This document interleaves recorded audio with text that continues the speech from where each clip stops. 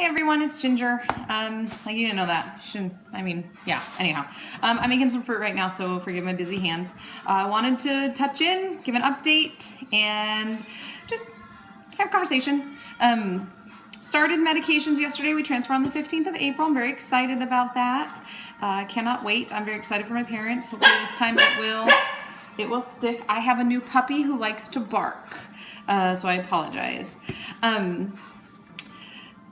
My medication regime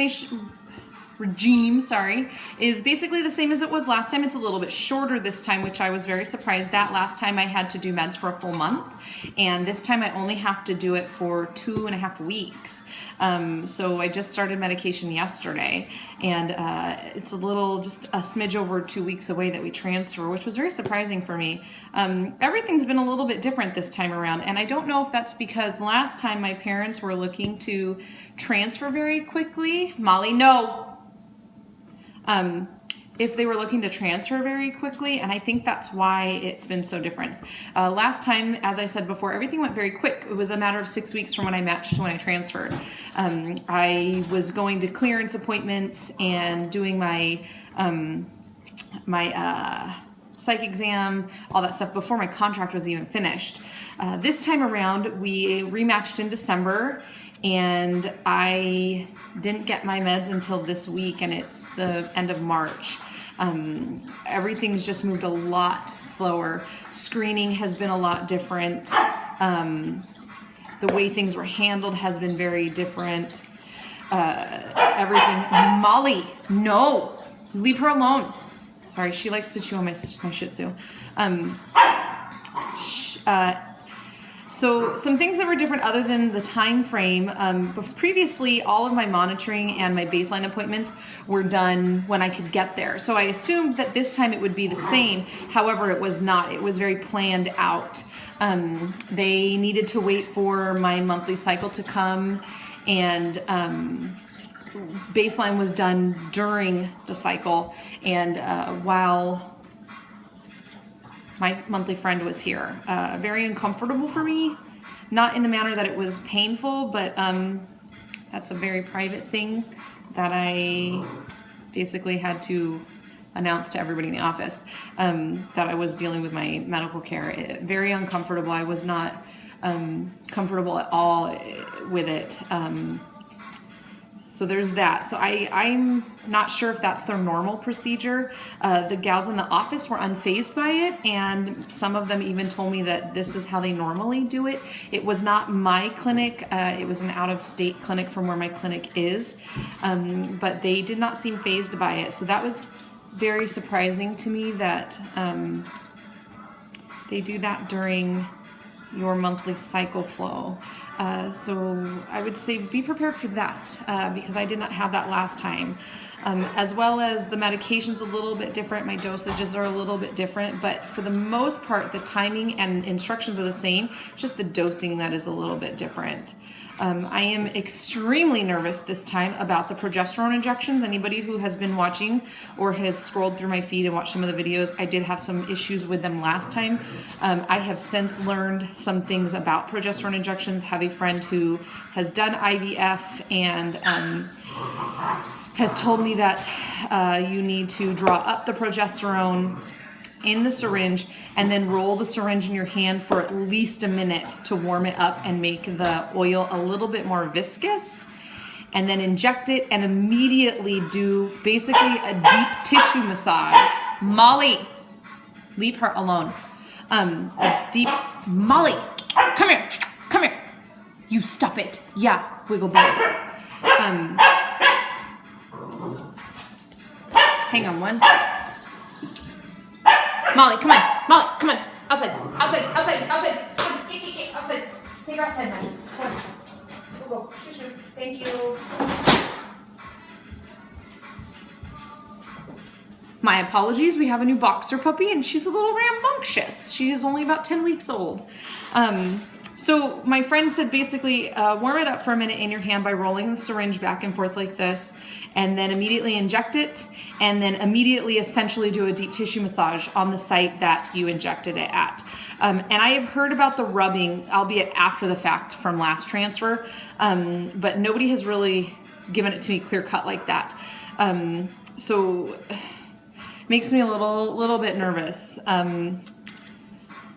So hopefully with those instructions, I won't have the issues that I had last time. I truly believe last time it was simply just not enough rubbing and the medication was built up in my muscle tissue. Muscles are only designed to carry so much tissue or fluid injected to them at a time. And with something as thick and viscous as sunflower oil, which is what mine is compounded in, it can build up very quickly. So there's that. Other than that, there's not a whole lot going on different this time around, other than the time frame and the dosing of the medication is a little bit different. But I do want to talk about some other things, just things that I've noticed and things that are coming up. I have a friend who is considering surrogacy. We sat down and we talked today about what she can expect and contracts and medications and all this stuff, and gave her as much information as I can. And tried to ease some fears of hers and help her make the best decision she can for her and her family. And that comes along with some other stuff that I've seen in some groups recently. And I just want to impress. Now, I'm in no way, shape, or form a legal person. I don't do the paperwork when it's tax time. I sign the contracts that my husband tells me to sign when it comes to vehicles, and he knows more about that than I do. But there is some common sense going into this. Contracts, relationships, medical decisions, all of that is very important, especially in a surrogacy. It's important anyway, but in a surrogacy, it's not just you have to take into account. It's, in my opinion, the wishes of the parents as well. And I feel like with some things I've seen in some groups recently and just some drama between parents and surrogates, a lot of this stuff could be avoided if both parties were a little bit more clear on their expectations. This is a very big decision for anyone, for any family. And it breaks my heart to see that some of these gals, both parents and surrogates, are struggling with the other half of their parties, or matches are breaking, or it gets to the point in the relationship where they don't even speak to each other and they only discuss things through legal counsel. This is supposed to be something that we are doing. Yes, we're compensated. Many of us are compensated, not everybody. But it's supposed to be something that we're doing to help another family. It shouldn't be a legal battle. And that's what I feel like some of this is happening with some groups. And for people who are new to this and joining these Facebook groups and scrolling through and seeing these, please don't be scared by that. The comments you see on the negative parts of this, that's one in a few. It doesn't always happen like that. Most people take a little bit more time to get to know each other and to hash these details out. It's very important, though, if you're going into something like this, that you have realistic expectations and understanding about what can happen. Absolutely, yes, loss of fertility is a risk here. Loss of fertility is a risk with any pregnancy. Complications arise and things happen. You don't know what's going to happen. You could hemorrhage after delivery and need to have your uterus removed. As a labor nurse, I see that happen. Not very often, but it does happen. I see when women hemorrhage and we have to give blood replacement. I see the other end of it where everything works out just fine. And I see everything in between. I work in a high-risk unit. I see the negatives and I see the positives. It's very important that all of that stuff is discussed and that you're comfortable with that and that you've discussed it with a physician and you've gotten both sides of the story and you can make an informed decision like that. It's very important that your parents understand that. When it comes to delivery options, that you guys understand the risks and benefits of a home birth, a birth center birth, a hospital birth, all of these things. Every single situation, no matter how you deliver, what your beliefs are, how good or horrible or amazing or whatever your provider is, you can absolutely have complications. We never know what's going to happen. All of that needs to be addressed in contract and when you guys are discussing it and talking to each other beforehand. Matching is an important process in this. And And you need to know what your expectations of your relationship and what you are hoping to get out of this, as well as what your beliefs are on your medical care ahead of time, so that you don't run into situations where the contract is being quoted and you are left in the dust, or your parents are left in the dust based on simple wordage of your contract, how it is worded, or how one party understands it over another. I have seen quite a bit of this lately, and it's a little disheartening for me. I was real nervous about the legal part going into this, and told my legal person that, who was hired by my agency. I am with an agency, and she understood that. And I just went through my contract. It was a good 30 pages. I went through it with a pen and marked out what I didn't understand, and I put a note in the margin. I printed it out, and I went through it, and I circled things, and I marked things, and got some wording clarified in it, because the way I understood it was this way. And when I asked my legal person about it, my lawyer about it, she said, no, that's not what it means. I said, but it sounds like that to me. Can we change it so it sounds a little bit more like what it's trying to say? And she said, of course. And she did. And she was a very good sound voice of reason and advice, and gave me made me feel more comfortable about some of it, but absolutely understood my apprehension about some of it, and changed it around, and took some concerns. In one point, my original contract that I was sent, it had a clause in there that if my parents felt that I was not getting good medical care, that they could change my obstetrician and I would have to comply. It essentially, the wording took power away from me to choose who my healthcare provider was. As a medical person, that's important to me. I work with these doctors. I am a labor and delivery nurse. You guys have heard that. I know how they function. I know how they work, and I see discrepancies between care, and I don't necessarily always agree with those. So it was important to me that I could have a voice in who I was seeing, and that they couldn't just come in and change my physician to someone that I was not going to be comfortable getting medical care from. So she changed the wording to with my approval. Simple as that. So we would have to discuss it with the parents, and we would both agree on a provider. And that's something that's very important. Same thing with things like C-sections. A very hot topic in labor and delivery and surrogacy and pregnancy period. Everybody's a little bit nervous about it. They don't really know. It's surgery. They hear it's not so bad. They hear it's horrible, and everything in between. They hear reasons why they had it. Doctor was being lazy. He had a golf game. Nurses were being stupid and didn't want to do this, or yada, yada, yada. It was important to me that it was worded in there that it was only, it originally was worded that I had to comply at recommendation of the physician to have a C-section. I would immediately comply. I had that reworded that I would comply if medically necessary and the life of the surrogate or the child was in danger.